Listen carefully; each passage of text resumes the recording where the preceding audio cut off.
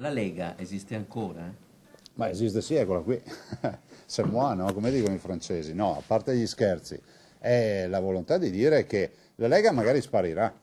Uno dice, ma la Lega quanto durerà? Io non glielo so dire, io spero che duri molto. Ma anche se dovesse sparire il leghismo resterà, perché resta un contingente di veneti importante che è a favore dei temi dell'indipendenza, dell'autonomia, del federalismo, di essere padroni a casa nostra, che sono i temi che poi ormai sono diventati, se ieri erano patrimonio della politica, oggi sono patrimonio della società.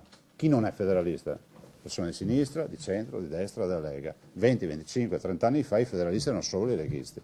E questo è un passaggio epocale che comunque noi stiamo misurando in questa epoca, in questa nuova epoca. Ecco, domenica a Mestre c'è questa assemblea federale. Che cosa si aspetta da questo appuntamento? Cambierà qualcosa? Ma guardi, l'Assemblea federale è un ragionatoio, lo si può dire, è l'occasione per parlare dei temi cogenti, che saranno quelli dell'indipendenza, altri temi, l'andamento del partito, la volontà di interpretare fino in fondo le istanze che vengono dal popolo, ma dovremmo parlarne lunedì perché io vorrei anche capire cosa si Non dirà è un domenica. congresso, No, non è un congresso, non è un congresso, quindi ma evitiamo ce ne di... sarebbe bisogno? Ma i congressi si fanno quando c'è da eleggere un nuovo segretario. Maroni dice che vuole convocare il congresso un nuovo segretario, per cui si vedrà.